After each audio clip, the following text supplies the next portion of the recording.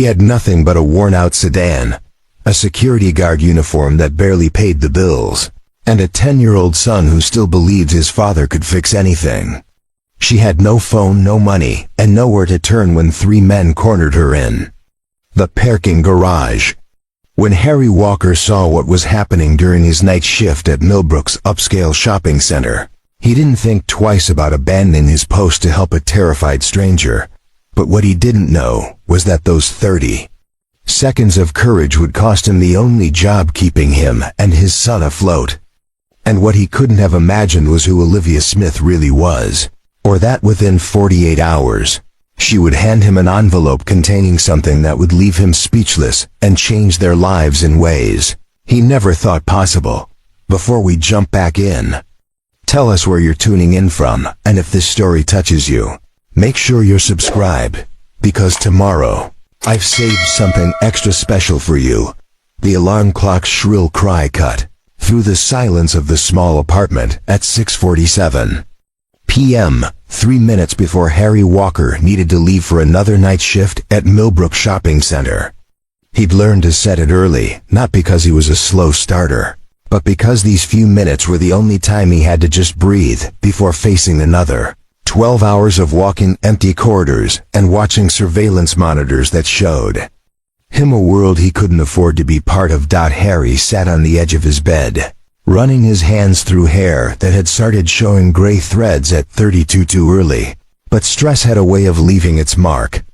The apartment was quiet except for the soft sound of pencil scratching against paper from the living room, where his son Jamie worked on homework at their second-hand kitchen table.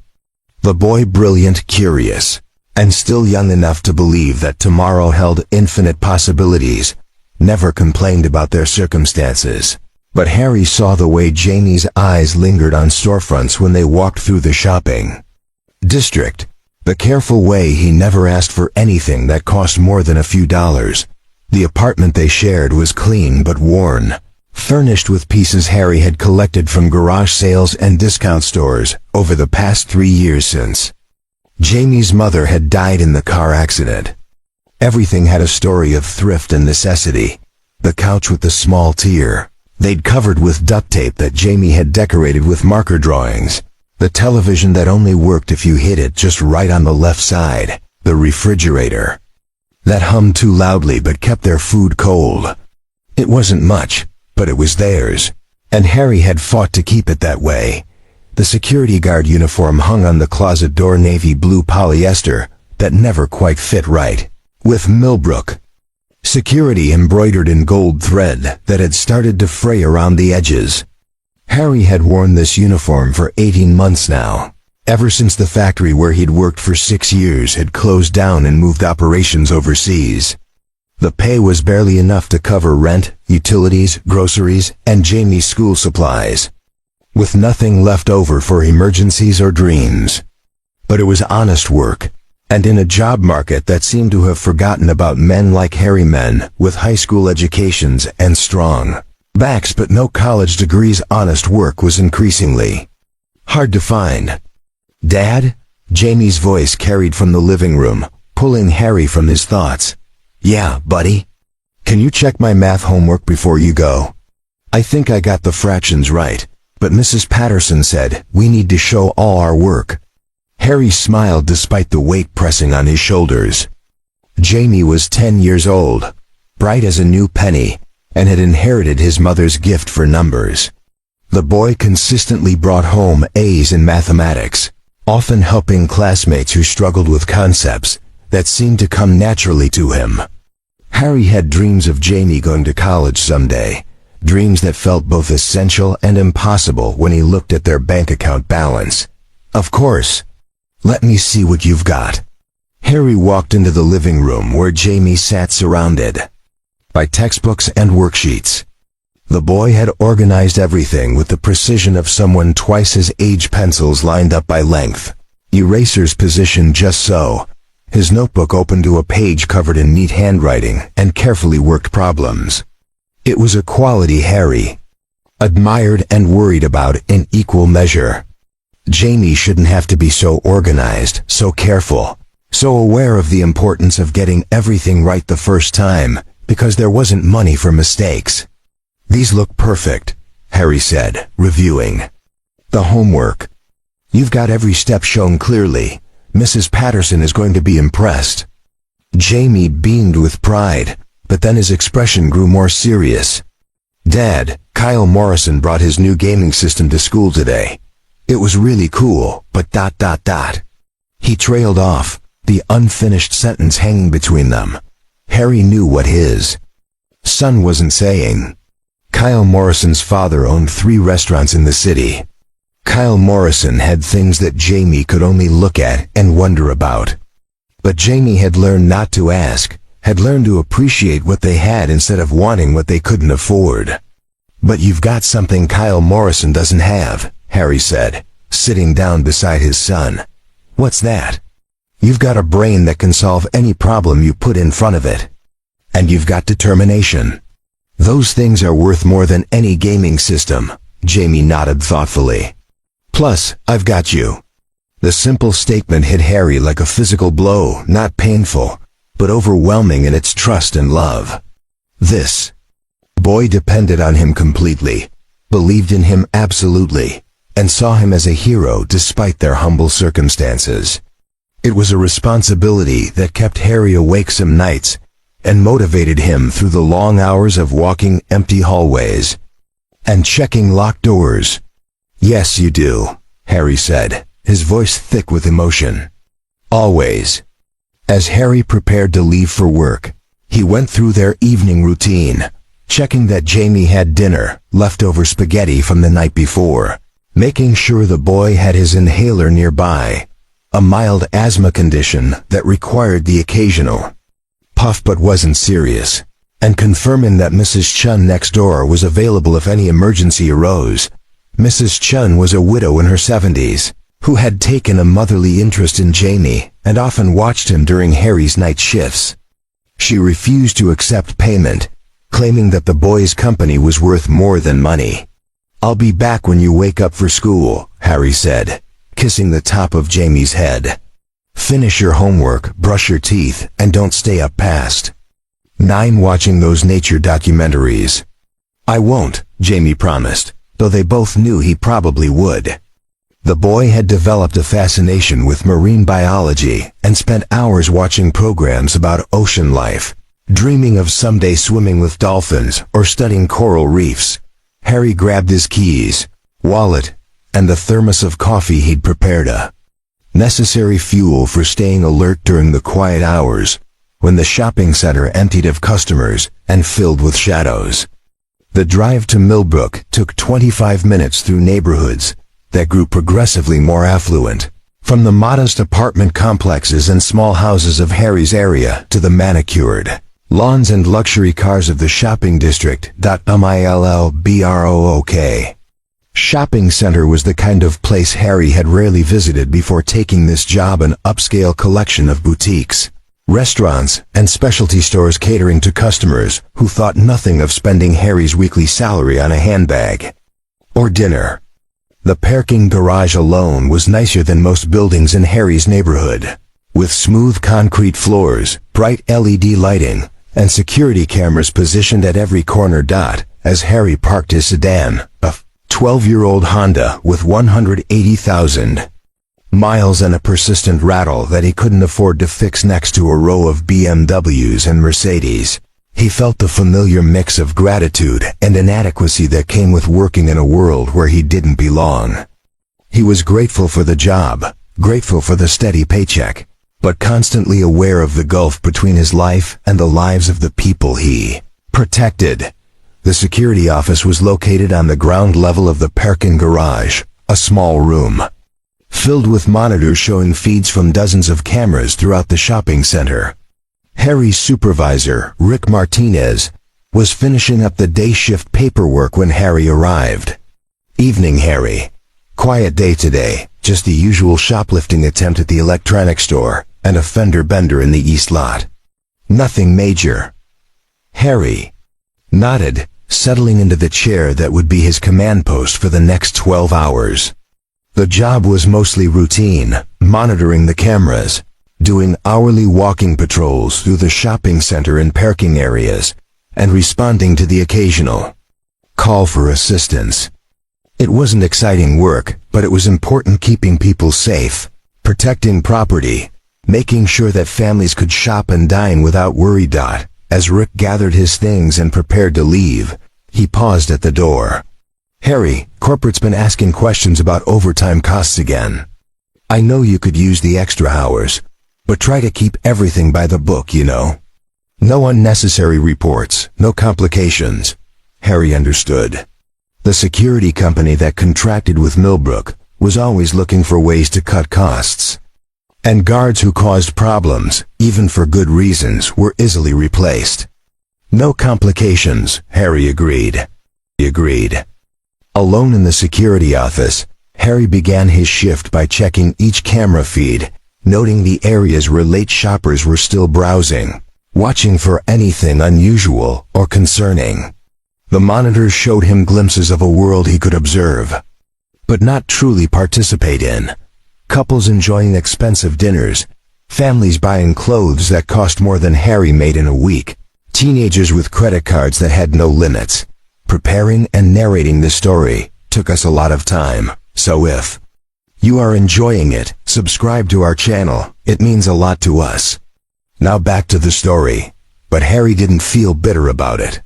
He'd learned that happiness wasn't about having the most or the best. It was about protecting what mattered, taking care of the people you loved, and doing your job with integrity, even when no one was watching. Jamie was fed, healthy, and excelling in school. They had a roof over their heads and food on the table. It wasn't everything Harry had once dreamed of, but it was enough. As the shopping center began to empty and the night settled in around him, Harry walked his first patrol of the evening, his footsteps echoing through corridors that would soon be silent except for the soft hum of security systems and the distant sound of traffic. He didn't know that in a few hours, everything would change. He didn't know that his simple commitment to doing what was right would cost him everything he'd worked to build. And he couldn't have imagined that losing everything would be the first step toward finding something better than he'd ever dared to hope for. For now, he was just a man with a job to do, walking through the quiet spaces between other people's dreams, keeping watch through another night so that tomorrow could arrive safely for everyone. Under his protection. It was 11:47 p.m. when Harry first noticed her on camera 7, the feed that covered the northeast corner of the parking garages. Second level. She appeared suddenly in the frame, moving quickly but not quite running, her head turning to look over her shoulder every few steps. Even through the grainy black and white security footage, Harry could see the tension in her posture, the way she clutched what appeared to be a small purse against her chest like a shield. Olivia Smith, though Harry didn't know her name yet, was not dressed for the kind of evening shopping that Millbrook typically saw during late hours. While the usual after-dinner crowd wore designer clothes and carried shopping bags from expensive boutiques, she wore dark jeans and a simple jacket that looked like it had seen better days. Her hair was pulled back in a practical ponytail, and she moved with the quick, efficient steps of someone who was used to walking places rather than driving luxury cars. Harry leaned forward in his chair, adjusting the camera angle to get a better view. Something about her movement pattern bothered him, the way she kept checking behind her, the urgency in her steps that didn't match the casual pace of typical late-evening shoppers. In his 18 months of monitoring these cameras, Harry had developed an instinct for reading body language through the security feeds. This woman wasn't shopping. She was running from something or someone. The realization hit him just as 3 figures appeared at the edge of camera 7's range. 3 men, moving with purpose, their heads scanning the parking garage systematically. They weren't walking like shoppers either. They moved like hunters tracking prey, spreading out slightly to cover more ground while maintaining communication through gestures and quick exchanges. Harry's pulse quickened. He'd seen situations like this before, though usually in the rougher neighborhoods where he'd grown up, not in the sanitized safety of Millbrook's upscale shopping environment. The men were clearly pursuing the woman, and from their coordinated movement, this wasn't a coincidence or a chance encounter. He reached for his radio to call the police, then hesitated. What could he tell them? 3 men walking through a parking garage wasn't a crime. A woman walking quickly wasn't evidence of anything wrong. He had suspicions, instincts, but no concrete proof that anything illegal was happening. The police would ask questions he couldn't answer, want details he didn't have. On camera 7, the woman had reached the far end of the parking level, where a concrete pillar provided temporary concealment. She pressed herself against it, clearly trying to decide which direction to go. The parking garage had only 2 exits from that level. The stairwell she'd come from, which would take her back toward the men pursuing her, or the elevator bank, which would leave her trapped if they caught up while she waited. Harry switched to camera 9, which covered the elevator area, then back to camera 7. The 3 men had split up now, moving more aggressively. One headed toward the stairwell to cut off her retreat, while the other 2 advanced from different angles. Professional, coordinated. This wasn't random. The woman must have realized her situation was deteriorating. Harry watched as she made a desperate decision, breaking from her hiding spot and running toward the elevator bank. Her purse bounced against her hip as she ran, and Harry could see her fumbling for something, a phone, keys, anything that might help, but the men were faster and had anticipated her move. Harry's radio crackled with a routine check-in from the shopping center's front desk security. "Walker, this is Central. Status report on your 11:45 patrol."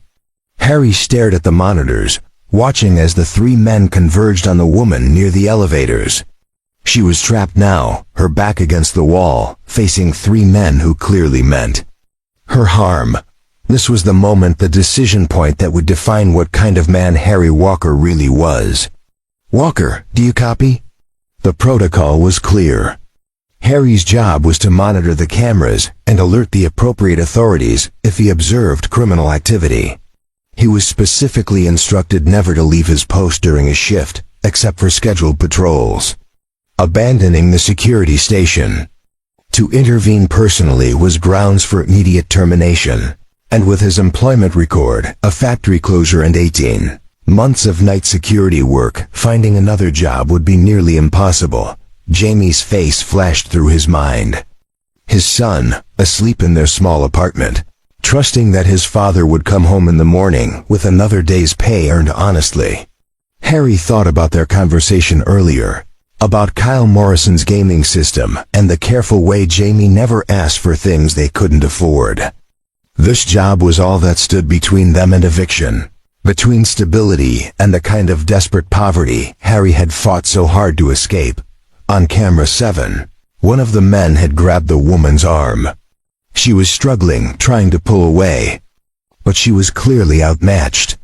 Harry could see her mouth moving, she was screaming, but the camera feeds had no audio, and the security office was 2 levels below and insulated from outside sounds. "Central, this is Walker," Harry said into his radio, his voice steady despite the adrenaline coursing through his veins. "I need to investigate a possible situation in parking level 2. We'll be away from my station for approximately 10 minutes. Walker, you're not scheduled for patrol until midnight. Return to monitoring position." Harry was already standing, clipping the radio to his belt and grabbing his flashlight. Through the camera, he could see that the situation was escalating. The woman was fighting harder now, her desperation evident even through the grainy footage. One of the men had produced something from his jacket. Harry couldn't tell if it was a weapon, but he wasn't going to wait to find out. "Central, I have eyes on a potential assault in progress. I'm responding immediately." He switched off the radio before Central could order him to stand down.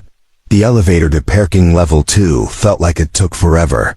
Though Harry knew it was less than 30 seconds, his mind raced through possible scenarios. Maybe he was wrong. Maybe this was some kind of misunderstanding, a domestic dispute that would resolve itself, or friends playing a prank that had gotten out of hand. Maybe he was about to lose his job over a false alarm. But as the elevator doors opened, and Qushi was about to lose his job over a false alarm. But as the elevator doors opened, Harry heard the woman's voice echoing through the concrete parking structure. A voice filled with genuine terror. He knew he'd made the right choice. "Please. I don't have anything valuable. Just let me go." Harry moved quickly but quietly toward the sound, using parked cars for cover. The northeast corner of the parking garage was poorly lit, with one of the overhead fluorescent fixtures flickering intermittently. As he got closer, he could see the situation clearly for the first time.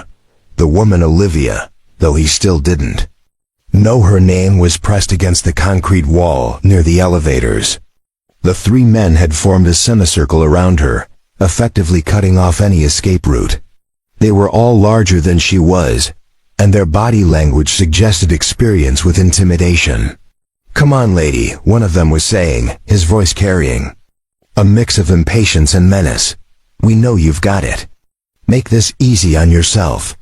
"I told you, I don't know what you're talking about," Olivia replied, her voice shaking but determined. "You've got the wrong person." Harry was close enough now to see that Olivia was younger than he'd initially thought, probably in her early 30s, with the kind of delicate features that made her current situation even more horrifying. She was clearly terrified, but there was something in her posture that suggested she wasn't going to give up without a fight. The largest of the three men stepped closer, and Harry saw the glint of metal in his hand. Not a gun, but definitely a knife. That's when Harry made his choice. "Hey," he called out, stepping into the open and shining his flashlight directly at the group. "Security. Back away from the lady right now." The effect was immediate. All three men spun toward Harry, their formation breaking as they tried to assess this new threat. Olivia took advantage of their momentary distraction to put more distance between herself and her attackers. "This isn't your business, security guard," the man with the knife said, though Harry noticed he didn't advance. The flashlight beam was clearly bothering him, and the authoritative tone in Harry's voice had introduced uncertainty into what had been a controlled situation. "Actually, it is my business," Harry replied, keying his radio with his free hand. "I'm calling the police right now. I suggest you gentlemen move along before they arrive." It was a bluff. Harry had already turned off his radio to avoid being ordered back to his post, and he couldn't call for backup without revealing that he'd abandoned his station. But the three men didn't know that. For a moment, the parking garage was filled with tense silence. Harry could hear his own heartbeat, the distant hum of traffic from the street below, and the rapid breathing of the woman he was trying to protect. Everything balanced on a knife's edge. Then the man with the knife made a decision that changed everything. "This isn't over," he said to Olivia, his voice filled with promise rather than threat. "We'll find you again." The three men melted away into the shadows of the parking garage as quickly as they'd appeared, leaving Harry and Olivia alone under the flickering fluorescent light. Harry kept his flashlight trained on the darkness where they'd disappeared, until he was sure they were really gone. Only then did he turn to look at the woman he'd just risked everything to save. "Are you hurt?" he asked gently, approaching slowly so as not to frighten her further.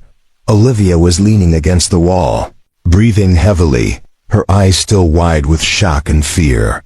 But when she looked at Harry, he saw something else there too, a profound gratitude mixed with surprise, as if she couldn't quite believe that someone had actually helped her. "I'm okay," she said, though her voice was still shaking. "Thank you. I don't know what would have happened if you hadn't." Harry nodded, already thinking about the consequences of what he'd just done. Somewhere in the shopping center, the security cameras had recorded his absence from his post. Central had his radio communications on file. By tomorrow morning, he'd probably be looking for a new job. But looking at Olivia, really seeing the relief and gratitude in her eyes, Harry knew he'd make the same choice again. Some things were more important than job security. He had no way of knowing that this moment of moral clarity would cost him everything he'd worked for, or that the woman he'd just saved was about to change his life in ways he could never have. Imagine Dot in the immediate aftermath of the confrontation. The parking garage felt eerily quiet. The fluorescent light overhead continued its irregular flickering, casting shifting shadows across the concrete walls, and Harry could hear the distant hum of the building's ventilation system. But it was the silence between him and Olivia that felt most significant, a moment suspended in time, where two strangers tried to process what had just happened. Olivia was still pressed against the wall, her breathing gradually slowing from the rapid pace of fear to something approaching normal. Harry noticed that she kept glancing toward the shadows where the three men had disappeared, her body remaining tense and ready to run despite the apparent safety of the moment. "They're gone," Harry said gently, following her gaze. "I don't think they'll come back, at least not tonight. Too risky with security involved now." She nodded, but Harry could see that trust didn't come easily to her right now. Everything about her posture suggested someone who had learned to be cautious, to expect danger rather than safety. It made him wonder what kind of life she'd been living, what circumstances had led to this moment in a parking garage at nearly midnight. "I should get you somewhere safe," Harry continued. "There's a security office downstairs, or I can call the police if you'd prefer." "No," Olivia said quickly, then seemed to catch herself. "I mean, no police, please, it's complicated." Harry studied her face in the uncertain light. There was something in her expression, not guilt, but wariness. The kind of look he'd seen on Jamie's face when his son was trying to explain why he'd gotten in trouble at school, without revealing the whole truth. Not deception, exactly, but careful omission. "Okay," Harry said simply. "No police. But you shouldn't be alone right now, and I don't feel comfortable leaving you in this garage." For the first time since he'd interrupted the confrontation, Olivia really looked at Harry, not just glancing at him or assessing whether he was a threat, but actually seeing him. He was aware that his security guard uniform was slightly rumpled from his quick movement through the parking garage, that his flashlight was an old, heavy model that the security company had probably been using for a decade, and that he probably looked more like someone's dad than anyone's idea of a heroic rescuer. "You came up here alone," she said, and there was something like wonder in her voice. "3 against 1, and you came up here anyway." Harry shrugged, uncomfortable with the admiration he heard in her tone. "It's my job to keep people safe." "No," Olivia said firmly. "Your job is to watch cameras and call the police. What you did that was a choice." She was right, of course. Harry had made a choice that went far beyond his job description, a choice that would probably cost him his employment and put his family's security at risk. But standing here in the aftermath, looking at this woman who had clearly been terrified and was now safe, he couldn't bring himself to regret it. "I'm Olivia," she said, extending her hand. "Olivia Smith." "Harry Walker." He shook her hand, noting that her grip was firm, despite the tremor he could still feel in her fingers. "And I'm glad you're okay. Thanks to you." She paused, studying his face. "Harry, I need to ask you something, and I need you to be honest with me. Are you going to get in trouble for this? For leaving your post?" Harry considered lying, offering some reassurance that would make her feel better about the situation. But there was something in Olivia's direct gaze that demanded honesty, a quality that suggested she'd had enough of people telling her what she wanted to hear instead of what she needed to know. "Probably," he admitted. "Security protocols are pretty strict about abandoning your station. And I turned off my radio when Central told me to return to monitoring, so that's another violation." Olivia's face fell. "Oh God, I'm so sorry. I never meant for someone else to get hurt because of my problems." "Hey," Harry said, his voice gentle but firm. "This isn't your fault. Those men chose to threaten you. I chose to help. Whatever consequences come from that, they're mine to deal with." But you have a family, don't you? Olivia asked. I can see it in the way you carry yourself. Someone depends on you. Harry was surprised by her perceptiveness. My son, Jamie, he's 10, and this job, it's important. For him, it's the job I have, Harry said simply. But it's not who I am. Olivia stared at him for a long moment, and Harry had the strange feeling that she was seeing something in him, that he didn't entirely understand himself. There was an intensity to her attention that went beyond gratitude, as if she was recognizing something familiar or significant. Can I buy you a cup of coffee? She asked suddenly. I know it's late, but there's a 24-hour diner about 6 blocks from here, Mel's place. I don't want to go home alone right now, and I'd like to thank you properly. Harry glanced at his watch. It was just past midnight, which meant he was supposed to be starting his hourly patrol of the shopping center. But given that he'd already violated protocol by leaving his post, and that he'd probably be fired as soon as his supervisor reviewed the evening's events, completing his shift seemed less important than making sure Olivia got somewhere safe. I'd like that, he said. But I should call in first. Let them know I'll be away from my station for a while longer. Harry, Olivia said quietly. If you're already in trouble, does it really matter at this point? She had a point. Harry was already facing termination for abandoning his post and ignoring direct orders from Central. Staying away longer wouldn't make his situation significantly worse. And the truth was, he didn't want to return to that small security office right now. He didn't want to sit alone with the weight of what he'd done and what it would cost his family. You're right, he said. Coffee sounds good. They walked together toward the parking garage exit, Harry keeping alert for any signs that the 3 men might have lingered in the area. But the garage felt genuinely empty now, just rows of expensive cars under fluorescent lights and the echo of their footsteps on concrete. Harry, Olivia said as they reached the street level. Can I ask what made you become a security guard? It was an odd question, delivered with the kind of casual curiosity that suggested genuine interest rather than polite conversation. Harry found himself answering more honestly than he might have expected. I used to work at Brennan Manufacturing, factory work, steady pay, good benefits. But they closed the plant 2 years ago, moved production overseas. Security was the best job I could find that would hire someone without a college degree. And before the factory? The factory? Military, right out of high school. 4 years as an MP. That's where I learned to read situations, to trust my instincts about when something was wrong. Harry paused.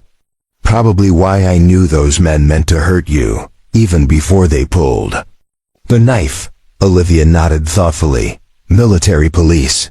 That explains a lot about how you handled yourself back there. Most people would have called for backup and waited. Most people would have been smarter about it, Harry said with a rueful smile. No, Olivia said firmly. Most people would have convinced themselves it wasn't their problem. They had reached the street now, and Harry could see Mel's diner in the distance, a small, brightly lit establishment that looked like it had been serving coffee and comfort food to late-night customers for decades. The kind of place where the waitresses knew regular customers by name, and the coffee was strong enough to keep you awake, but gentle enough not to burn your stomach. As they walked, Harry found himself studying Olivia more carefully. Away from the crisis in the parking garage, he could see details he'd missed before. Her clothes were simple but well made, with the kind of subtle quality that suggested they'd been expensive, even if they weren't flashy. Her purse, which she still clutched carefully, was leather, not the fake stuff sold at discount stores, but real leather that had aged well. And despite everything she'd been through, there was something about her posture and the way she spoke that suggested education, refinement, a background that didn't quite match her current circumstances. Olivia, Harry said as they reached the diner's entrance. Can I ask you something? Of course. Those men, they said they knew you had something they wanted. and they seemed pretty determined to get it. Are you going to be safe after tonight? Olivia's expression grew guarded again, the openness that had characterized their conversation pulling back slightly.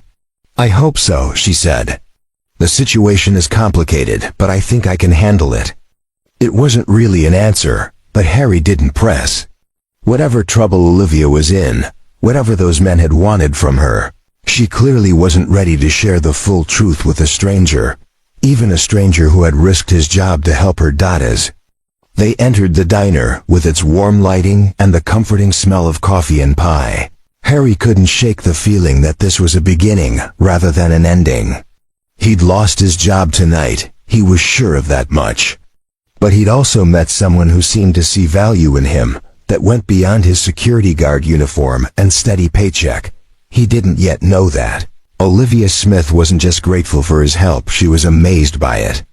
In a world where she'd grown accustomed to people wanting something from her, Harry had given something without expecting anything in return. And that kind of authentic kindness was rarer than she'd ever imagined it could be. But he was about to find out just how rare, and just how much that rarity was worth to someone who had spent years searching for it. Mel's Diner was exactly what Harry had expected: red vinyl booths with silver trim, a black and white checkered floor that had seen decades of late-night conversations, and the kind of fluorescent lighting that was bright enough to read by but gentle enough not to hurt tired eyes. The place smelled like coffee that had been brewing for hours and pie that had been made fresh that morning, with undertones of grilled onions and the lingering warmth of comfort food prepared by people who understood that sometimes what customers needed most wasn't just a meal, but a moment of peace. At nearly 12:30 a.m., the diner was sparsely populated, a long-haul trucker working on a plate of eggs and hash browns, an elderly man reading a newspaper while nursing what appeared to be his third cup of coffee, and a young couple sharing a piece of chocolate cake and speaking in the hushed tones of people falling in love. Harry and Olivia slid into a corner booth that offered privacy and a clear view of the entrance, though Harry wasn't sure if he was being cautious out of habit or because he genuinely worried that Olivia's troubles might follow them. "Thank you," Olivia said as they settled into their seats. "I know this isn't how you plan to spend your shift." Harry smiled, pulling off his security guard cap and running his hand through his hair. "Honestly, this is probably the most interesting shift I've had in 18 months. Usually, the biggest excitement is teenagers trying to sneak alcohol into the movie theater. The waitress, a woman in her 50s with graying hair, and the kind of efficient kindness that came from years of serving people at their most vulnerable, approached their table with coffee pot in hand. "Coffee for both?" she asked, and when they nodded, she filled their cups without ceremony. "You folks want to see menus, or do you know what you'd like?" "Just coffee for me," Olivia said. "Same here," Harry agreed, then paused. "Actually, do you have any of that apple pie? My son would never forgive me if I came to a place like this and didn't at least ask." The waitress smiled. "Made fresh this afternoon. You want it heated up, please? And maybe a second piece to go, if that's not too much trouble." After the waitress left, Olivia studied Harry with renewed interest. "You're planning to take pie home to your son? Jamie has a sweet tooth, and I don't get to bring him treats very often." Harry stirred sugar into his coffee, feeling slightly self-conscious about the admission. Money's tight, and dessert usually falls into the luxury category. "Tell me about him," Olivia said, leaning forward slightly. "Jamie." Harry felt his expression soften automatically. Talking about Jamie was always easy, even with strangers, especially with strangers who seemed genuinely interested rather than just making polite conversation. "He's 10, brilliant, and way too mature for his age. His mother died when he was 7, and since then, it's just been the two of us figuring things out as we go." Harry paused, considering how much to share. He's got this incredible mind for mathematics, already working at a level that's above his grade, and he's fascinated by marine biology.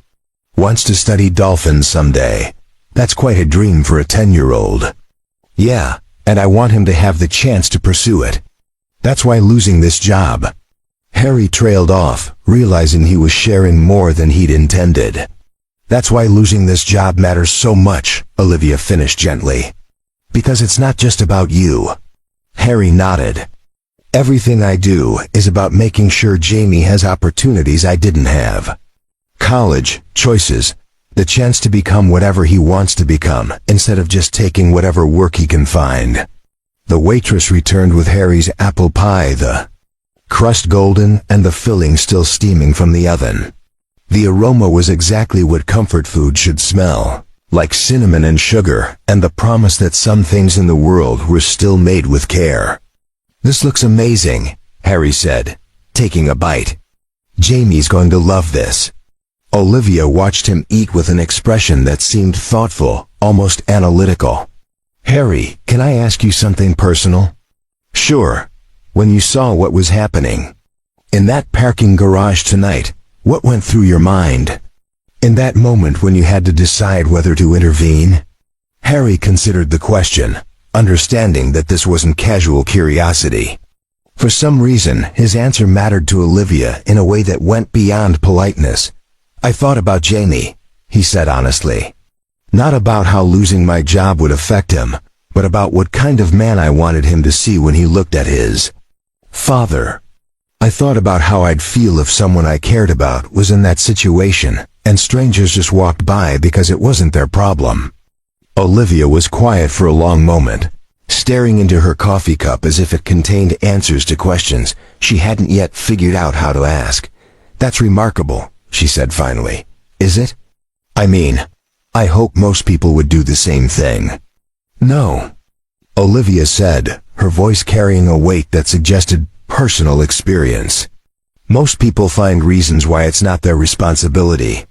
Most people convince themselves that someone else will handle it, or that getting involved will only make things worse." There was something in her tone that made Harry look at her more carefully. "You sound like you speak from experience." Olivia smiled, but it was a sad expression. "I've learned a lot about human nature in the past few years. About what people will do when they think no one is watching, and what they won't do even when everyone is." Harry sensed there was a story behind that statement, something significant about Olivia's recent past that had taught her difficult lessons about trust and character. But he also sensed that pushing for details would cause her to retreat behind the careful walls she'd already shown him she could construct. "Well," he said instead, "I'm sorry you've had experiences that taught you to expect less from people. So am I." Olivia looked up from her coffee, meeting his eyes directly. "But tonight reminded me that there are still good people in the world. People who do the right thing because it's right, not because of what they might get out of it." Harry felt heat rise in his cheeks. He wasn't used to compliments, especially not from someone who seemed as genuinely thoughtful as Olivia. "I just did what anyone should do." "No, Harry, you did what you should do. There's a difference." They sat in comfortable silence for a few minutes, the background noise of the diner creating a bubble of privacy around their conversation. Harry found himself studying Olivia more carefully, noticing details that his earlier adrenaline had caused him to miss. Her hands wrapped around her coffee cup were soft, not the hands of someone who did manual labor or struggled with the kind of financial stress that Harry knew intimately. Her clothing, while simple, had the subtle quality markers that suggested expense. The way the fabric draped, the precision of the stitching, the fact that everything fit perfectly. Even her posture suggested a background that included formal education, maybe professional training. "Olivia," Harry said carefully, "can I ask what you do for work?" She hesitated, and Harry saw that guarded expression flicker across her face again. "I'm between jobs right now," she said. "Career transition." It was clearly a deflection, but Harry didn't press. Everyone had a right to privacy, and Olivia had already been through enough trauma for one evening. "What about you?" she asked, turning the conversation back toward him. Before the factory, before the military, what did you want to be when you grew up? Harry laughed. That's a question I haven't thought about in years. When I was Jamie's age, I wanted to be a teacher. History, specifically. I loved reading about how ordinary people ended up making extraordinary choices during difficult times. What changed? Reality, Harry said simply. Teachers need college degrees, and my family couldn't afford college. The military offered structure, training, and a way to serve something bigger than myself. The factory offered steady work with good benefits, and security work. Well, security work was what was available when everything else fell apart. Olivia nodded thoughtfully. Do you ever think about going back to school, pursuing that teaching dream? Sometimes. Late at night when I'm doing payroll calculations and trying to figure out how to make the money stretch until the next paycheck. Harry smiled ruefully. But college costs money and time, and I have responsibilities now that make dreaming feel like a luxury I can't afford. Dreams aren't luxuries, Olivia said firmly. They're necessities. People who stop dreaming stop growing, stop believing that tomorrow can be better than today. There was passion in her voice, conviction that suggested she'd had this conversation before, maybe with herself, maybe with others who had tried to convince her to be practical rather than hopeful. That's a beautiful sentiment, Harry said. But dreams don't pay rent or buy groceries. No, Olivia agreed. But they're what make the rent and groceries worth working for. Harry studied her face, seeing something there that he couldn't quite identify. Determination, yes, but also a kind of fierce hope that seemed unusual in someone who had clearly been through difficult experiences recently. You speak like someone who's fought for her dreams, he observed. I speak like someone who's learned that the biggest tragedy isn't failing to achieve your dreams, Olivia replied. It's convincing yourself that you don't deserve them in the first place. The conversation was interrupted by the waitress returning with a paper bag containing Jamie's piece of pie.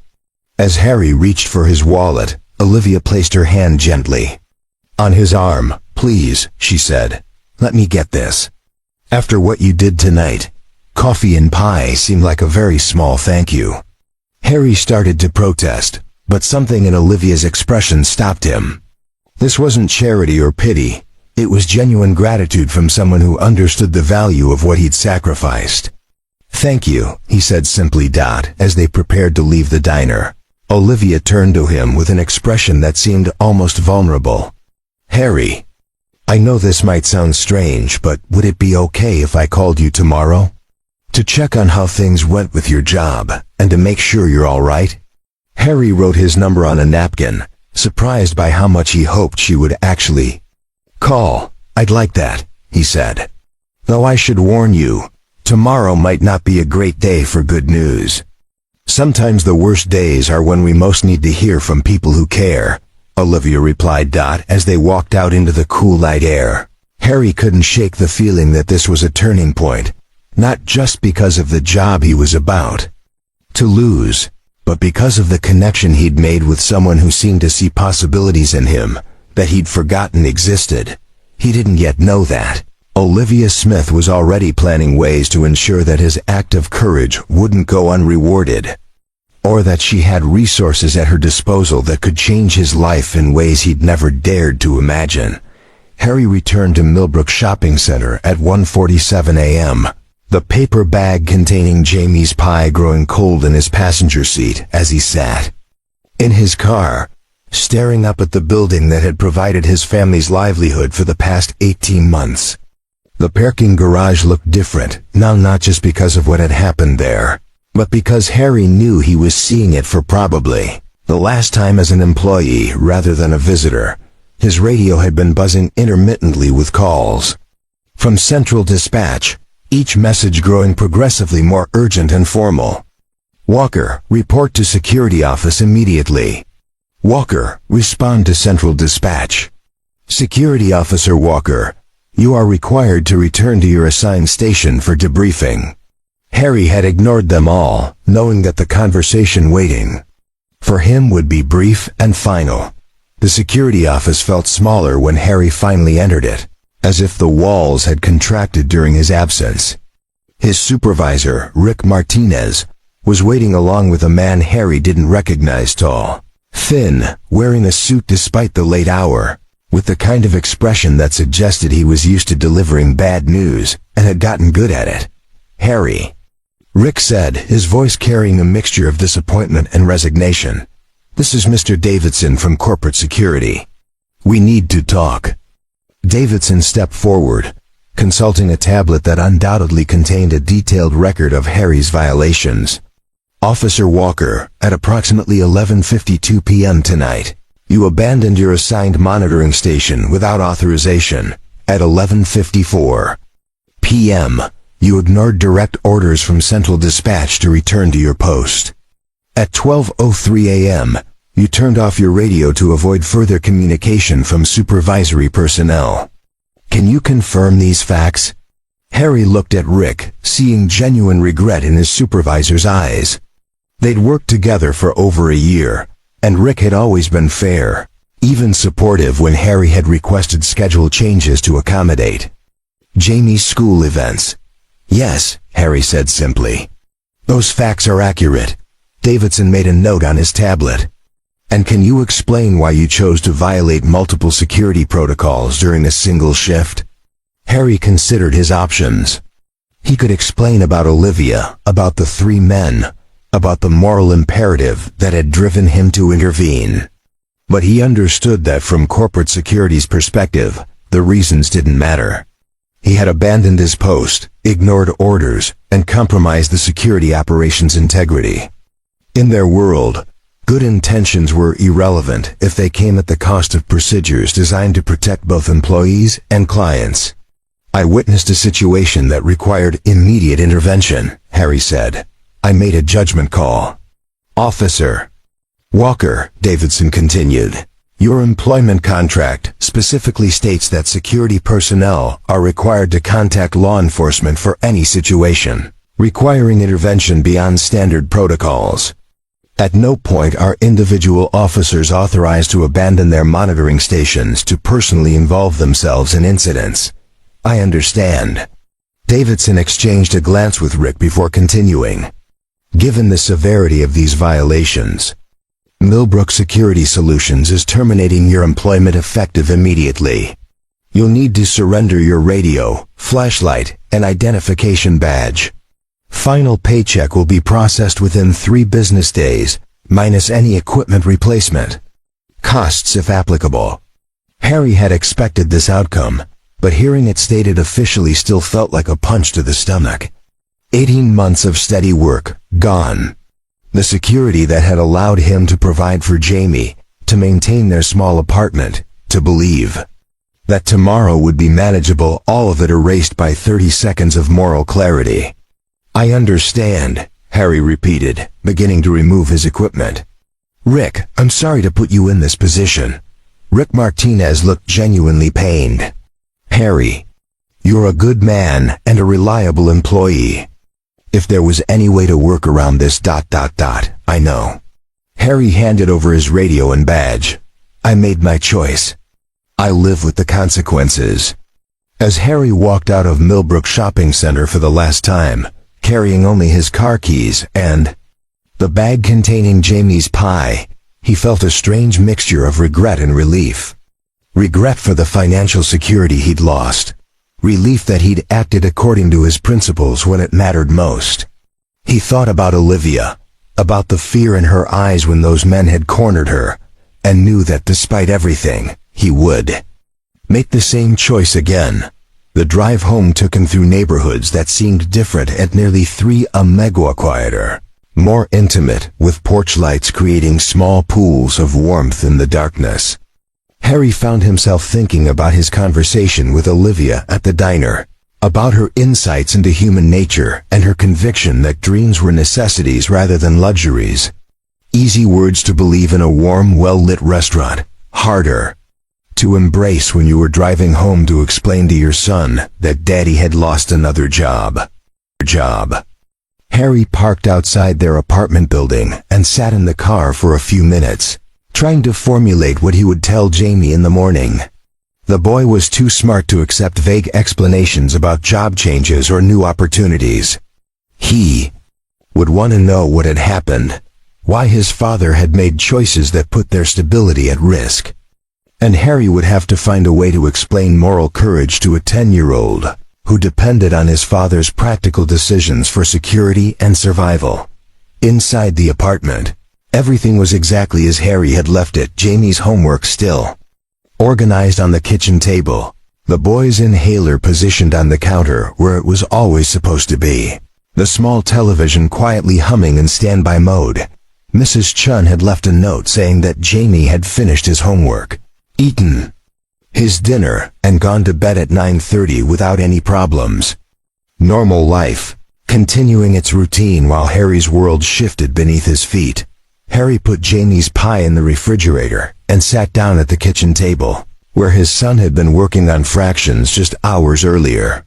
The problems looked impossibly simple, now clean equations with definitive answers, unlike the complex calculations of adult responsibility that Harry was trying to solve. His phone buzzed with a text message from an unknown number. "Harry, this is Olivia. I hope you made it home safely. I wanted to thank you again for everything tonight. Sleep well." Harry stared at the message for a long time. It was a simple expression of gratitude, the kind of polite follow-up that anyone might send after an eventful evening. But something about it felt significant, as if Olivia was reaching out across the distance between their worlds to maintain a connection that had surprised them both. He typed back, "Made it home fine. Thank you for the coffee and conversation. It helped more than you know." Her response came quickly. "Would it be okay if I called you tomorrow afternoon? I'd like to hear how things went with your supervisors." Harry hesitated before responding. Part of him wanted to maintain the connection with Olivia, to continue the conversation they'd started at the diner. But another part of him recognized that their circumstances were fundamentally different, and that whatever troubles had brought her to that parking garage tonight, they probably didn't include worrying about how to pay rent or explaining unemployment. To a 10-year-old, still, there had been something genuine in their interaction, something that transcended the dramatic circumstances of their meeting. Olivia had listened to him talk about his dreams of teaching with the kind of attention that suggested she understood the difference between fantasies and legitimate aspirations that had been postponed by necessity. "Yes," he typed back. Like that. Good. And Harry? Whatever happened tonight at work, it doesn't define your worth as a person or as a father. Jamie is lucky to have someone who shows him that doing the right thing matters more than playing it safe." Harry read the message 3 times, feeling something ease in his chest that he hadn't realized was tight. Olivia barely knew him, had no real understanding of his relationship with Jamie or the pressures he faced as a single father. But her words carried a conviction that made him believe, at least for a moment, that losing his job might not be the disaster he'd assumed it would be. The next morning came too early and too bright. Harry woke to the sound of Jamie moving around the apartment, getting ready for school with the efficiency of a boy who had learned to be self-sufficient. Harry could hear him in the kitchen, probably pouring cereal and checking his backpack to make sure he had everything he needed for the day. "Dad?" Jamie called. "You're home early.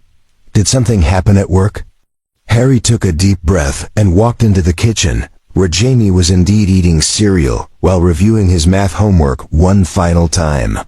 The boy looked up with the kind of direct, perceptive gaze that never failed to remind Harry that his son was extraordinarily observant for a 10-year-old. "Something did happen," Harry said, sitting down across from Jamie. "I need to tell you about it." Jamie set down his spoon, giving Harry his complete attention. "Are you in trouble?" "I lost my job last night." Jamie's expression didn't change immediately, but Harry could see him processing the information, calculating what it might mean for their routine, their security, their future. "Why?" Jamie asked simply. Harry considered how much of the truth a 10-year-old could handle, then decided that Jamie deserved an honest explanation. I saw someone who needed help, and I chose to help them instead of following the rules about staying at my security station. My supervisors decided that was enough reason to fire me. Jamie was quiet for a moment, stirring his cereal thoughtfully. Was it the right thing to do? Helping the person? Yes, Harry said without hesitation. It was definitely the right thing to do. Then you made the right choice, Jamie concluded with the kind of moral clarity that only children seem to possess. We'll figure out the rest. Harry felt his throat tighten with emotion. This was exactly the response he should have expected. From Jamie, practical acceptance combined with unwavering support, trust that his father had acted according to principles that mattered more than job security. We will figure it out, Harry agreed. It might be challenging for a while, but we'll make it work. Dad, Jamie said, returning to his cereal. Did you bring me that pie you mentioned? Harry smiled, grateful for the change of subject. It's in the refrigerator. Apple pie from Mel's Diner. Can I have it for breakfast? Absolutely not, Harry said, but he was still smiling. You can have it after school, with a proper lunch first. As Jamie finished getting ready for school, Harry found himself thinking about Olivia's promise to call that afternoon. He was curious about what she wanted to discuss, about whether their connection would translate to daylight conversation, or if it had been simply a product of unusual circumstances and late-night vulnerability. But more than that, he found himself hoping that Olivia was safe, that whatever trouble had brought those men looking for her had been resolved, and that she wasn't facing the kind of difficult decisions that Harry was now confronting about employment and financial security. He had no way of knowing that at that very moment, Olivia was sitting in an office across the city, making phone calls and arrangements that would ensure Harry Walker never had to worry about unemployment again. He couldn't have imagined that the woman he'd helped was not only grateful for his intervention, but possessed the resources and determination to transform his life in ways that would honor both his sacrifice and his dreams. But he was about to find out that sometimes the universe had a way of balancing the scales. And that courage, even when it came at great personal cost, had a way of creating opportunities that caution and self-preservation never could. Harry spent the morning after losing his job doing what practical men do when faced with financial crisis. He sat at his kitchen table with a calculator, a notebook, and a growing sense of controlled panic as he worked through their household budget. The numbers were stark and unforgiving. Without his security guard salary, they had enough savings to cover rent and utilities for exactly 6 weeks, assuming they cut all non-essential expenses, and Jamie didn't need anything unexpected like new shoes or school supplies. The apartment felt different in daylight, smaller, more fragile, as if the walls themselves understood that their stability had been compromised. Harry found himself noticing details he usually ignored. The small water stain on the ceiling that probably indicated a roof problem the landlord hadn't addressed. The way the refrigerator's humming had gotten louder over the past few months. The careful way Jamie had arranged his art supplies so that nothing took up unnecessary space. At 10:30 a.m., Harry's phone rang. The caller ID showed a number he didn't recognize, but when he answered, the voice was immediately familiar. Mr. Walker? This is Linda Patterson from Westfield Elementary. I'm calling about Jamie. Harry's stomach dropped.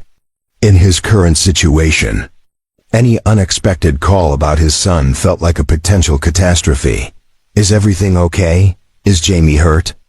Oh no, nothing like that, Mrs. Patterson said quickly. Jamie is fine. Actually, I'm calling with some rather unusual news. We've received a call from someone claiming to be a family friend who would like to sponsor Jamie for our advanced mathematics program. Harry sat down heavily in his kitchen chair. I'm sorry, what? The advanced math program is typically quite expensive. It includes after-school tutoring, weekend workshops, and preparation for regional competitions. The cost is usually about $800 per semester, which puts it out of reach for many families. But this morning, someone called asking about sponsoring Jamie specifically, covering all costs and even providing transportation if needed. Harry's mind raced. He knew exactly one person who might have Jamie's school information, who had heard him talk about his son's mathematical abilities, who had learned enough about their financial situation to understand that such a program would be impossible for them to afford. "Mrs. Patterson, can you tell me who called?" "That's the unusual part," she said. The caller identified herself as Miss Smith, said she was a family friend who wanted to remain anonymous. She's already arranged to have the full payment transferred to the school's account, and she specifically requested that we contact you to see if Jamie would be interested in participating. Harry closed his eyes, feeling a mixture of gratitude and discomfort. Olivia's generosity was extraordinary, but it also highlighted the vast difference between their circumstances in a way that made him acutely aware of his own limitations as a provider. "Mr. Walker, are you still there?" "Yes, I'm here." "Mrs. Patterson, I need to discuss this with the sponsor before I can give you an answer. Can you hold off on enrolling Jamie until tomorrow?" "Of course. But Mr. Walker, I hope you'll seriously consider this opportunity. Jamie is exceptionally gifted in mathematics, and this program could really help him develop his potential." After ending the call, Harry sat staring at his phone, trying to process what had just happened. Olivia had not only remembered their conversation about Jamie's abilities, but had taken concrete action to create opportunities for a boy she'd never met. The gesture was so far beyond ordinary gratitude that it suggested resources and generosity that Harry was only beginning to understand. His phone rang again at 2:15 p.m., and this time Olivia's name appeared on the caller ID. "Hello, Harry," she said, and her voice carried the same warmth he remembered from their conversation at the diner. "How are you holding up today?" "I'm managing," Harry said. "Thank you for asking. But Olivia, I need to ask you about something. Did you call Jamie's school this morning?" There was a brief pause before she answered. "I did. I hope that's okay. After hearing you talk about Jamie's mathematical abilities, I did some research on educational opportunities in your area. The advanced program at Westfield Elementary has an excellent reputation." "Olivia, that's incredibly generous, but I can't accept something like that. The cost alone—" "Harry," she interrupted gently, "can I ask you something? When you saw me in that parking garage last night, did you stop to calculate what helping me might cost you?" Harry considered the question. "No, I just acted." "Exactly. You saw someone who needed help, and you provided it without thinking about the personal consequences. That's who you are, someone who gives because it's right, not because it's convenient or affordable." "But this is different," Harry protested. "This is about money, about charity. This is about opportunity," Olivia said firmly. "This is about making sure that a brilliant boy has the chance to develop his gifts, regardless of his family's financial circumstances. You said last night that everything you do is about giving Jamie opportunities you didn't have. I'm simply offering to help with that." Harry walked to the window, looking out at the neighborhood where Jamie would be walking home from school in a few hours. "Olivia, who are you, really? Because the cost of that program isn't pocket change, and you're talking about it like it doesn't matter." Another pause, longer this time. When Olivia spoke again, her voice carried a different quality, more serious, more careful. "You're right to ask," she said. "I haven't been entirely honest with you about my circumstances. The truth is, I'm in a position where I can afford to help, and last night you showed me something that reminded me why having resources matters. It's so you can use them to make a difference in people's lives." "That's still not really an answer," Harry said. "I know, and you deserve a better one. Harry, would you be willing to meet me this afternoon? Somewhere public, somewhere you'd feel comfortable?" I think there are some things I should explain in person. Harry checked the time. Jamie would be home from school in 2 hours, and Harry had planned to spend the afternoon looking through job listings online, making calls to potential employers, doing the practical work of damage control that unemployment required. Where did you have in mind? There's a coffee shop called The Daily Grind on Maple Street, near the University District. It's busy enough to feel safe, quiet enough for conversation. Would 4 o'clock work? Harry knew the place a popular spot, with college students and professionals, the kind of establishment that served expensive coffee drinks and attracted customers who could afford to spend money on atmosphere as well as caffeine. Not his usual environment, but public and safe. I'll be there, he said. Thank you, Harry, and please think about the math program for Jamie. Whatever you decide about accepting help from me, don't let pride prevent your son from having opportunities he's earned. After ending the call, Harry spent the next hour researching The Daily Grind online, trying to understand what kind of place Olivia had chosen for their meeting.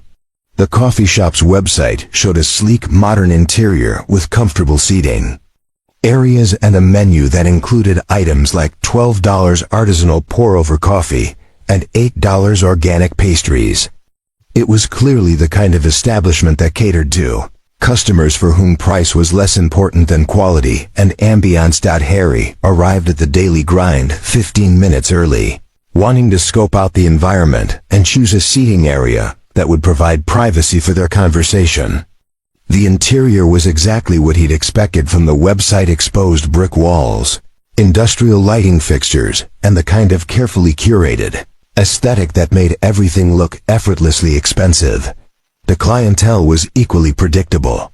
University professors grading papers over elaborate coffee drinks, young professionals working on laptops while talking loudly about their startup ideas, and well-dressed individuals who seemed to be conducting business meetings over $15 lunch. Selections. Harry felt underdressed in his khakis and polo shirt, but he found a corner table that offered good visibility and settled in to wait. Olivia arrived at exactly 4 o'clock, and Harry was struck again by how she managed to look both elegant and understated. She wore a simple black dress with a charcoal blazer, minimal jewelry, and carried a leather handbag that was clearly expensive, but not ostentatious. Everything about her appearance suggested someone who was comfortable in environments like this, who belonged in spaces where $12 coffee was considered reasonable. Thank you for coming, she said, settling into the chair across from him. I know this must feel strange. A little, Harry admitted. Yesterday you were a stranger in a parking garage. Today you're offering to pay for my son's education. It's a significant shift. Olivia smiled, but Harry could see nervousness in her expression. I understand your confusion. I haven't been completely forthright about my circumstances, and you deserve to understand who you're dealing with. A server approached their table, a young woman with multiple piercings and an art history textbook tucked under her arm. What can I get you folks today? I'll have a cappuccino, Olivia said, and whatever he'd like is on me. Harry glanced at the menu, noting that even the basic coffee options cost more than he typically spent on an entire meal. Just regular coffee, black. After the server left, Olivia leaned forward slightly, her expression serious. Harry, my full name is Olivia Catherine Smith Hartwell. My family owns Hartwell Industries, manufacturing, real estate development, some technology investments. I've been involved in running the family foundation for the past 5 years, which focuses on educational opportunities and community development. Harry stared at her, pieces of the puzzle suddenly clicking into place. Hartwell Industries was one of the largest employers in the region, the kind of company whose headquarters dominated the downtown skyline, and whose charitable donations made headlines in the local newspaper. You're telling me you're part of the Hartwell family? He asked. I am. And before you ask, yes, that means I have access to considerable resources. It also means that I've spent most of my adult life surrounded by people who want something from me. Business partnerships, charitable contributions, social connections. What happened last night was unusual because you helped me without knowing who I was, without any expectation of reward or recognition. The server returned with their drinks, and Harry used the interruption to process what Olivia had just revealed. The woman he'd helped wasn't just wealthy, she was part of one of the most prominent families in the state. The math program she'd offered to fund for Jamie wasn't a significant expense for her. It was probably the equivalent of pocket change. The men in the parking garage, Harry said finally. They knew who you were. Olivia nodded grimly. I've been receiving threats for the past few months. Nothing specific enough for law enforcement to act on, but persistent enough to be concerning. Last night I was coming back from a meeting about a new community center project when they cornered me. They wanted information about family business dealings, thought they could intimidate me into providing access to confidential information. And you were alone because I was trying to prove to myself that I could handle a simple meeting. Without security accompaniment, Olivia said with a rueful smile. Pride and stubbornness, basically. Not my best decision-making. Harry sipped his coffee, thinking about the implications of what she'd told him. So when you offered to help Jamie, you were being charitable to someone who helped you out of a difficult situation. No, Olivia said firmly. When I offered to help Jamie, I was recognizing someone who embodies the kind of character and values that my family's foundation exists to support. Harry, you lost your job because you chose to help a stranger. You showed moral courage that's remarkable and rare. The fact that you happen to have a brilliant son who could benefit from educational opportunities just makes the situation more meaningful, not more charitable. Charitable. Harry leaned back in his chair, feeling overwhelmed by the magnitude of what Olivia was offering and what she represented. I don't know what to say. Say you'll let me help, Olivia replied. Say you'll accept that sometimes the universe finds ways to reward people who do the right thing, even when it costs them everything. Harry looked across the table at this woman who had transformed from a stranger in distress to a powerful figure, offering to change his family's circumstances, and realized that his answer would determine not just Jamie's educational future, but the entire trajectory of their lives. The decision felt enormous, weighted with implications he was only beginning to understand.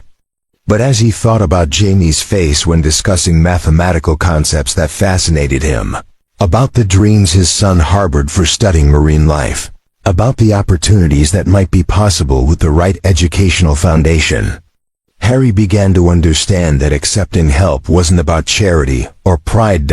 It was about recognizing that sometimes extraordinary things happen to ordinary people, and that grace could arrive in the most unexpected forms. The silence that followed, Olivia's revelation stretched between them like a bridge that neither was quite ready to cross. Harry stared into his coffee cup, watching the steam rise and dissipate, trying to process the magnitude of what he'd just learned. Across from him sat a woman whose family name was synonymous with power and influence throughout the state, the same family whose charitable foundation had funded the new wing at Jamie's school, whose business ventures employed thousands of people, whose social and political connections could open doors that Harry had never even imagined existed. I need some time to think about this, Harry said finally, his voice careful and measured. Olivia nodded, though he could see disappointment flicker across her features. Of course. This is a lot to absorb, and I don't want you to feel pressured into making any decisions quickly. It's not just about the math program, Harry continued, looking up from his coffee to meet her eyes. If I accept help from you, from your family, what does that make me? What does that make this relationship between us? The question hung in the air, loaded with implications that both of them understood. Harry wasn't just asking about financial assistance. He was asking about power dynamics, about the difference between charity and genuine connection, about whether their bond could survive the revelation of such dramatically different circumstances. It makes you someone who cares enough about his son's future to put aside pride when an opportunity presents itself, Olivia said softly. And it makes our relationship whatever we choose to make it. Harry shook his head. You say that like it's simple, but it's not. You're offering to pay for things I can't afford, to solve problems I can't solve on my own. How is that a relationship between equals? Harry, Olivia leaned forward, her voice taking on an intensity that demanded his attention. Last night, you risked your job and potentially your safety to help someone you didn't know. You gave something precious, your security, your livelihood, to protect a stranger. The fact that I have money doesn't diminish the value of what you offered. If anything, it should make it more meaningful, not less. Should it? Harry asked. Because right now, it feels like I'm being rewarded for doing something that any decent person would do, and that doesn't sit right with me. The conversation was interrupted by Harry's phone buzzing with a text message. He glanced at it, expecting perhaps a follow-up from Mrs. Patterson about the math program, but instead saw a message from an unknown number. Mr. Walker, this is Detective Sarah Chun with the City Police. We'd like to speak with you about an incident at Millbrook Shopping Center last night. Please call at your earliest convenience. Harry showed the message to Olivia, whose expression immediately became tense. They probably want to interview you about what you witnessed, she said. The men who attacked me, we filed a report this morning. You filed a report? But last night you said no police. Olivia looked uncomfortable. After thinking about it, my family security team convinced me that we needed to create an official record. These men have been escalating their harassment, and we need documentation if we're going to pursue legal action. Harry felt a cold knot forming in his stomach. Your family's security team. Olivia, what exactly am I walking into here? What kind of trouble are you really in? She hesitated, and Harry could see her weighing how much truth to reveal. The threats I mentioned, they're not random. There's a business deal my family's involved in, a major development project that some people want to see fail. The men last night were trying to get information they could use to sabotage the project. And now I'm a witness to attempted corporate espionage, Harry said, understanding beginning to dawn. Which means I'm part of whatever this is, whether I want to be or not. It's not that dramatic, Olivia said quickly. The police just need your statement about what you saw. It's routine. But Harry was already thinking through the implications. If he became involved in a police investigation related to the Hartwell family's business dealings, his unemployment situation would become the least of his concerns. Corporate espionage cases could drag on for months or years, requiring testimony, depositions, potentially even threats to his own safety if the people involved decided he was a witness they couldn't afford to leave alive. I need to go, Harry sighed, standing abruptly. I need to pick up Jamie from school, and I need to think about all of this. Harry, please don't let this scare you away from accepting help for Jamie, Olivia said, also standing. Whatever complications arise from the legal situation, they don't change the fact that your son deserves educational opportunities. Harry paused, looking at her carefully. That's exactly the problem, Olivia. You're talking about my son's education. Like it's separate from everything else, but it's not.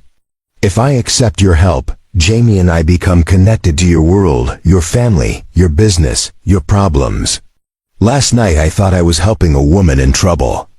Today I'm finding out I might have stepped into the middle of something much bigger and more dangerous.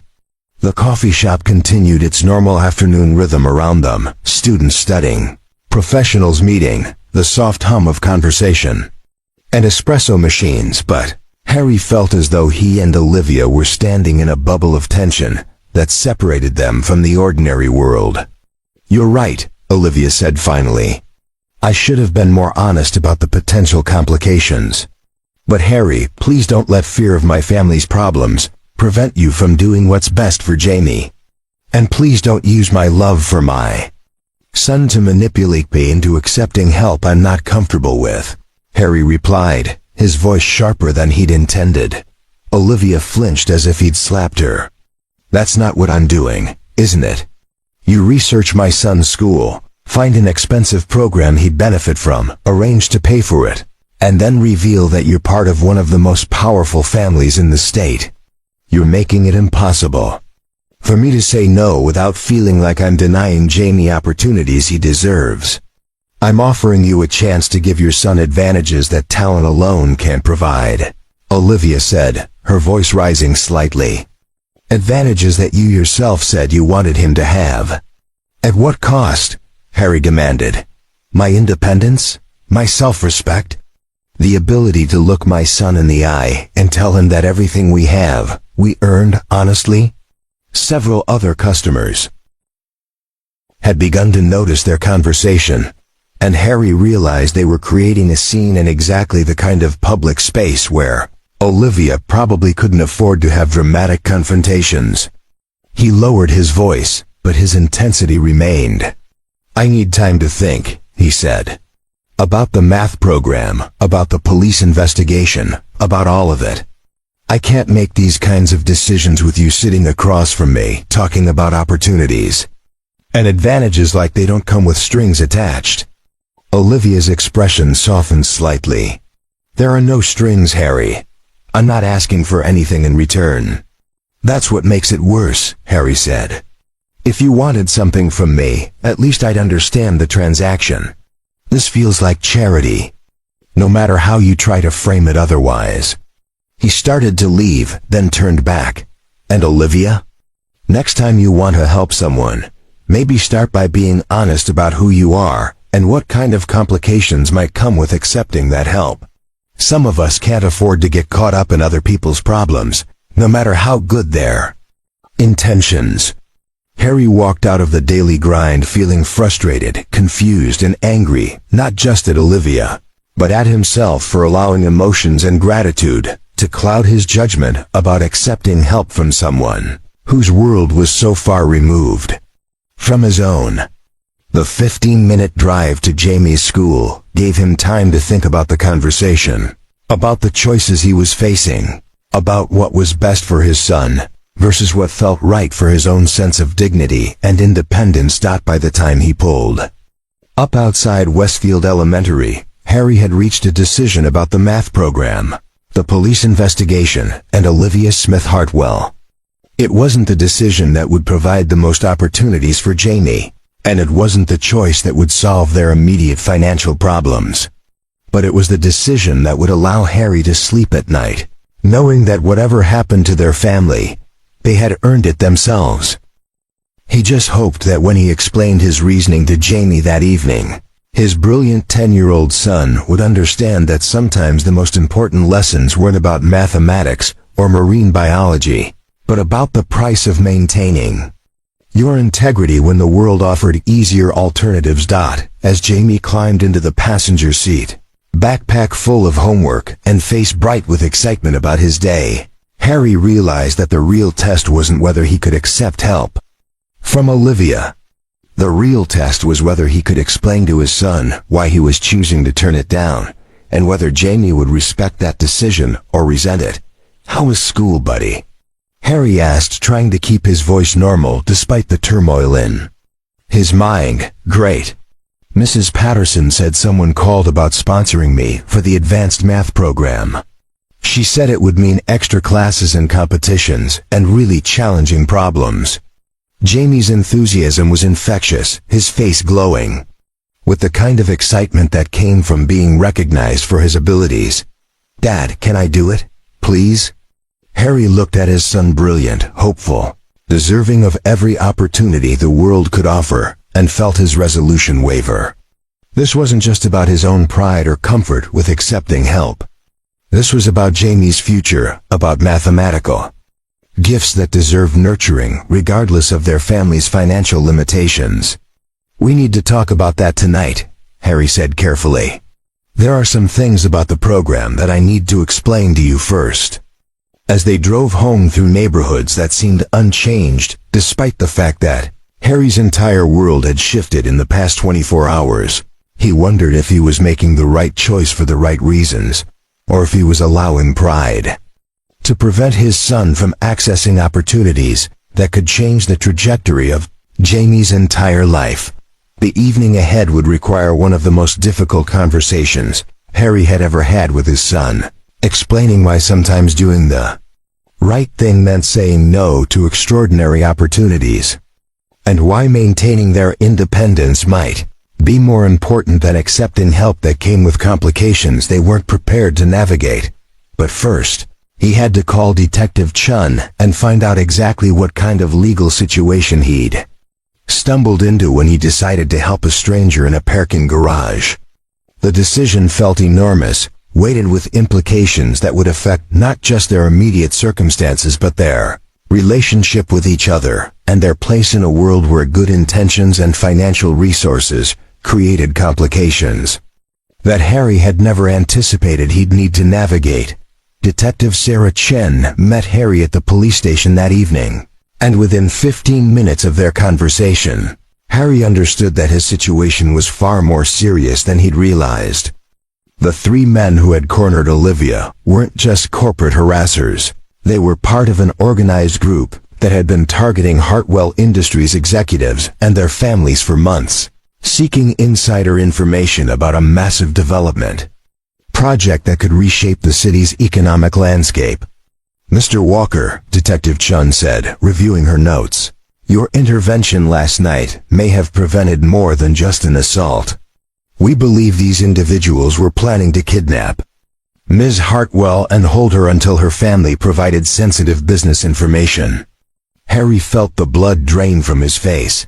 "Kidnapping? The evidence suggests it. Which means your testimony will be crucial in our case against them. We've arrested 2 of the 3 men based on security footage from the shopping center, and we need your statement to ensure they can't claim this was a misunderstanding or consensual encounter." The implications crashed over Harry like a wave. This wasn't a simple assault case that would require a single court appearance. This was a federal crime involving one of the region's most prominent families, which meant lawyers, media attention, and potentially months of legal proceedings. It also meant that Harry and Jamie's safety might be at risk if the third suspect remained at large. "Detective, what kind of protection can you offer?" "I have a 10-year-old son. We'll arrange for increased patrols in your neighborhood, and we can discuss temporary relocation if the threat assessment warrants it. But Mr. Walker, I want you to understand your willingness to testify could be the difference between these men facing serious consequences or walking away with minimal charges." Harry drove home from the police station with his mind spinning.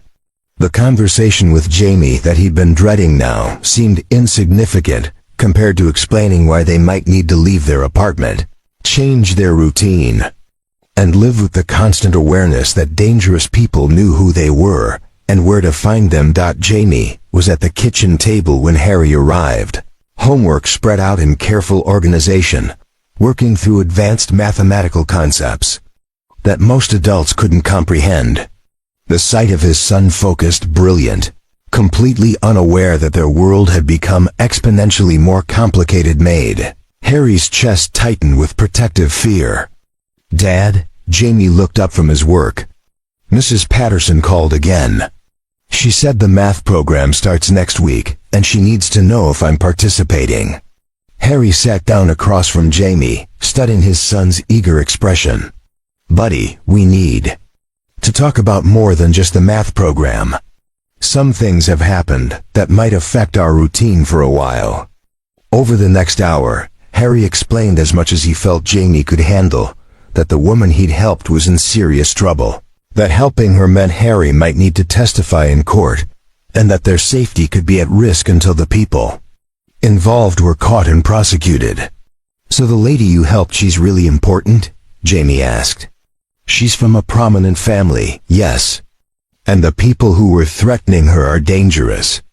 Jamie processed this information with the analytical mind that made him exceptional at mathematics. "Dad, if you hadn't helped her, she could have been hurt badly, right?" "Yes, And now because you helped her, we might be in danger too. It's possible. Jamie nodded thoughtfully. But you'd do it again, wouldn't you? Even knowing what you know now? The question cut straight to the heart of everything Harry had been struggling with. Yes, he said without hesitation. I would. Then we'll figure out the rest, Jamie said with the kind of simple wisdom that reminded Harry why he fought so hard to protect this remarkable boy. What about the math program? Harry pulled out his phone and showed Jamie the research he'd done that afternoon. The woman who offered to sponsor you, her name is Olivia, and she's the person I helped last night. Her family has more money than we could spend in 10 lifetimes, and she wants to pay for your education because she's grateful for what I did. That sounds nice, Jamie said carefully. But you don't want to accept it. I'm conflicted about it, Harry admitted. On one hand, you deserve every opportunity to develop your abilities. On the other hand, accepting help from Olivia means becoming connected to her world, her problems, her family's complications. Jamie was quiet for several minutes, working through the implications with the same methodical approach he applied to mathematical proofs. Dad, he said finally, what if we could find a way to accept the help that doesn't make you feel bad about accepting it? What do you mean? What if instead of just taking the money, we found a way to earn it? Like, what if I tutored other kids in math, or helped with the Foundation's education programs? Then it wouldn't be charity, it would be like a job. Harry stared at his son, amazed once again by Jamie's ability to see solutions that adults missed. That's actually a really interesting idea. Plus, Jamie continued, if I'm working with the Foundation, I'd learn about how rich people decide where to give their money. That could be useful someday when I'm a famous marine biologist and want to fund my own research projects. Harry laughed despite everything they were facing. You've got this all figured out, don't you? Not all of it, Jamie said seriously. But I know that you helped someone who needed help, and now she wants to help us. Maybe the complicated part isn't whether we should accept it, but how we accept it in a way that makes everyone feel good about the arrangement. That night, after Jamie had gone to bed, Harry sat at his kitchen table and composed a text message to Olivia. It took him 45 minutes and 7 drafts to find the right words. I've been thinking about our conversation today. I was wrong to question your motives, and I'm sorry for that. If the offer still stands, I'd like to discuss Jamie's participation in the math program. But I'd also like to explore whether there might be ways for him to contribute to your foundation's work in exchange for the educational support. Would you be willing to meet again tomorrow? Her response came within minutes. Yes, and Harry, thank you for giving us another chance to figure this out together. As Harry finally headed to bed, he realized that Jamie had taught him something crucial that afternoon. Sometimes the answer to complicated problems wasn't choosing between two difficult options, but finding a third option that honored everyone's needs and values. Tomorrow, he would meet with Olivia again. This time, instead of approaching the conversation as a debate about charity versus independence, he would approach it as a collaboration between people who shared the goal of helping a brilliant boy reach his potential while maintaining the dignity and integrity that made that goal worth pursuing in the first place. The second meeting took place in a completely different setting, the public library's community room, neutral territory that belonged to neither Harry's working-class world nor Olivia's privileged sphere. When Harry arrived, he found Olivia already there, sitting at a simple conference table with a folder of documents and 2 cups of coffee from the library's small cafe. Thank you for reconsidering, she said as Harry took the seat across from her. The tension from their previous encounter had been replaced by something that felt more like cautious optimism. Thank you for being patient with my stubbornness, Harry replied. Jamie helped me understand that I was asking the wrong question. Olivia raised an eyebrow. What was the right question? Instead of asking whether I could accept help, I should have been asking how we could work together in a way that benefits everyone involved. Over the next hour, they developed a plan that surprised both of them with its elegance. Jamie would participate in the advanced mathematics program, but he would also spend 4 hours each Saturday working with the Hartwell Foundation's Education Initiative, tutoring younger students, helping design curriculum materials, and eventually presenting his own research projects at the Foundation's annual Education Symposium. "He's 10 years old," Harry said with a smile. "Are you sure he can handle that level of responsibility? You've described a boy who organizes his homework with military precision and dreams of studying marine ecosystems," Olivia replied. "I think he can handle whatever we ask of him." More importantly, the arrangement provided Harry with an opportunity as well. The foundation needed someone to coordinate community outreach for their education programs, someone who understood working families, who could communicate with parents who might be suspicious of help from wealthy foundations, who could bridge the gap between good intentions and practical implementation.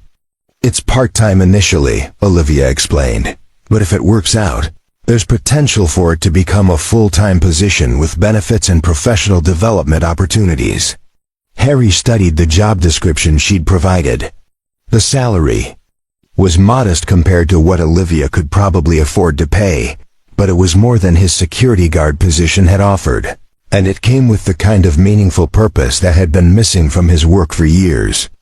"This isn't charity," he said, understanding finally clicking into place. "No," Olivia agreed. "This is partnership. You and Jamie both have skills and perspectives that the foundation needs. We have resources and opportunities that you need. It's a fair exchange that benefits everyone involved." As they finalized the details, Harry found himself studying Olivia with new appreciation. She had listened to his concerns, respected his values, and found a way to honor both his need for independence and her desire to help.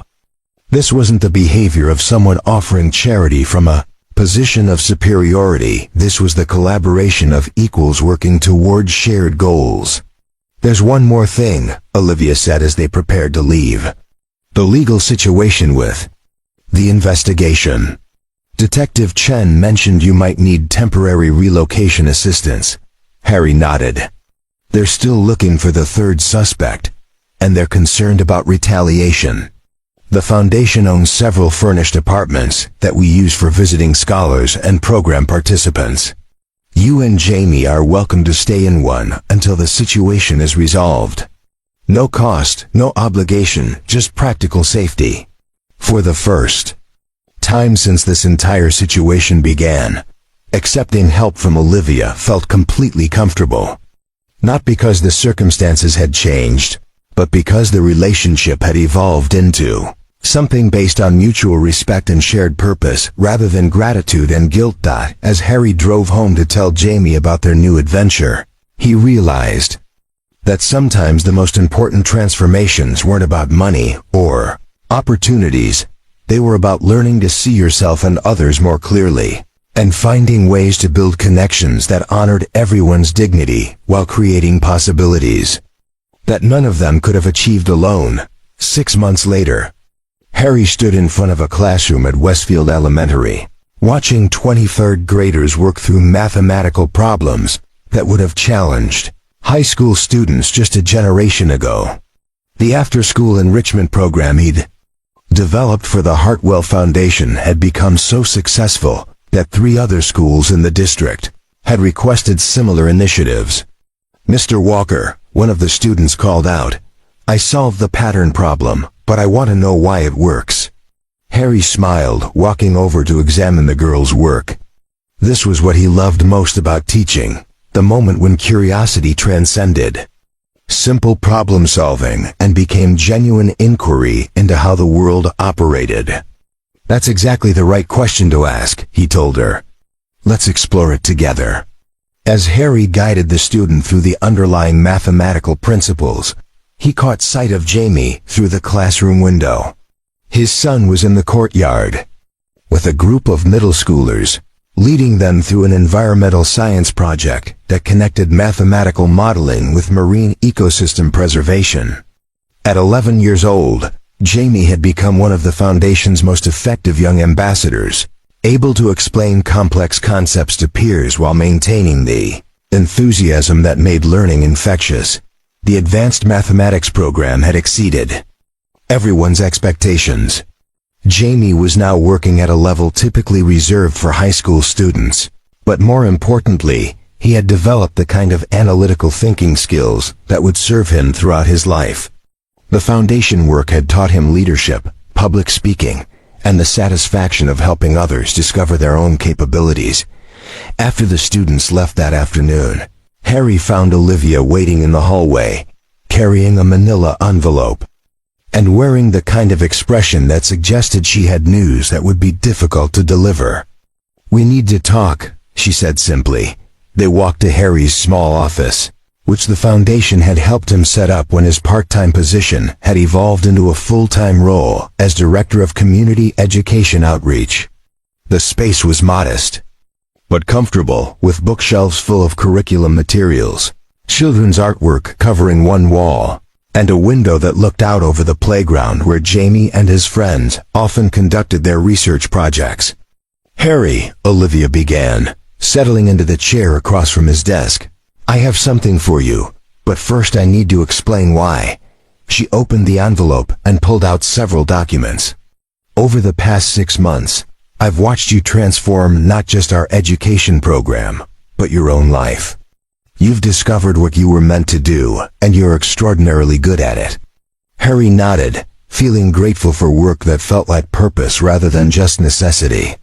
"It's been the best 6 months of my professional life, I know. Which is why this was such a difficult decision to make." Olivia slid the first document across the desk. "The Foundation has established a full scholarship for you to complete your bachelor's degree in education, followed by a master's degree if you choose.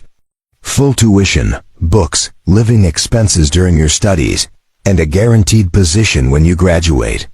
Harry stared at the scholarship documentation, feeling his throat tighten with emotion. "Olivia, this is ... double quote. There's more." She placed a second document on the desk. "The Foundation is also establishing the Walker Family Educational Endowment, a fund that will provide scholarships for children from working families to access advanced educational opportunities.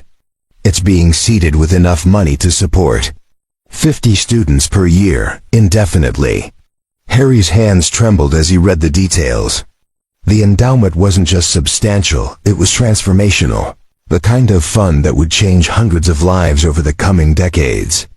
"But Harry," Olivia continued, her voice softer now, "the gift that I hope will truly leave you speechless isn't about money or programs or opportunities." She reached into the envelope one final time and pulled out a simple handwritten letter.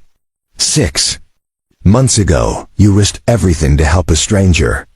Not because you expected anything in return, but because it was right. That act of courage didn't just save me from a dangerous situation. It reminded me who I wanted to be, what I wanted my life to represent." Harry opened the letter, recognizing Jamie's careful handwriting immediately. "Dear Dad," it read, "Miss Olivia asked me to write down what I think makes you special, so here's my list. You help people even when it's hard. You never make me feel bad for being different or smart. You show me that being good matters more than being rich.